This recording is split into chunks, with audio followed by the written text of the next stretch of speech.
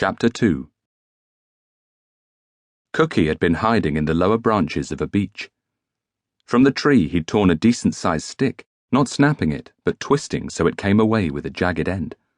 Not exactly sharp, but not blunt either. It was better than nothing. He'd watched the player and his bodyguard below, waiting for the right moment to strike. Forget the nervous old guy. He had a beautiful Purdy, but he was shaking like a shitting dog. The bodyguard was dangerous, but the moment Cookie saw him drop his rifle to its strap, he knew the guy was dead meat. Sure enough, the guard never knew what hit him. Neither of the hunters had bothered looking up, supreme predators that they were, and Cookie dropped silently behind Alan, bare feet on the cool woodland floor.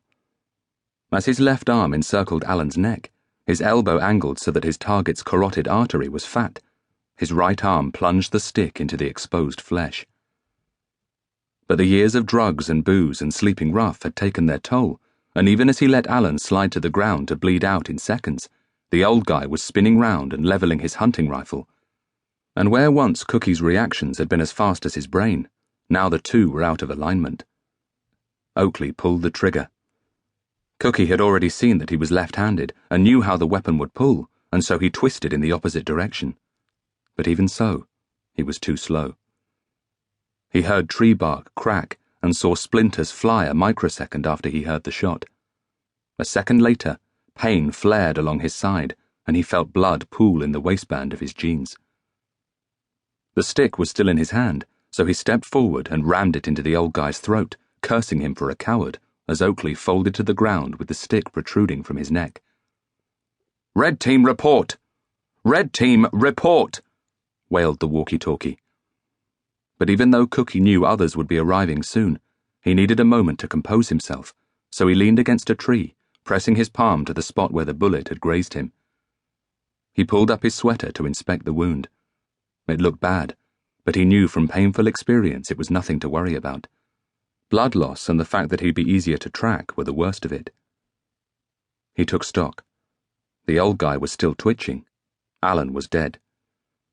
Cookie reached for the security guard's assault rifle, but when he inspected the grip, he found it inset with some kind of sensor. His heart sank as he tried to operate the safety and found it unresponsive, knowing what the sensor meant. Smart technology. Linked to the user's palm print. And if his guess was correct... Fuck! The old guy's Purdy was equipped with the same. He tossed it away. From Alan he took a hunting knife. The old guy had a sidearm, also smart protected and also useless. The hunting knife would have to do. But now it was time to find out if these quarry company guys were going to fulfill their part of the bargain. He put a hand to his side and started running. Leaves stung his eyes, twigs lashed him. He stumbled over roots bubbling on the ground and reached to push branches aside as he hurtled forward in search of sanctuary. From behind came the crash of gunfire. Overhead, the sound of the drones intensified. They'd spotted him now. The time for stealth was over. He just had to hope he'd given them enough to think about in the meantime, and that the two casualties would slow them down. Teeth bared, hatred in his bones, he kept running. The trees were thinning. Ahead of him was a peat-covered slope, and he hit it fast. Scrambling to the top, he was painfully aware that he'd made himself a visible target, but he was close now, close to the perimeter. "If you reach the road, you win. The money's yours. No matter who I have to kill along the way. Our players expect danger, Mr. Cook. What is the roulette wheel without the risk of losing?" He'd believed them. And fuck it, why not? And there it was, the road. It bisected a further stretch of woodland, but this was definitely it. An observation drone buzzed a few feet above him. To his left he heard the sound of approaching engines and saw a Land Rover Defender leaning into the bend, approaching fast.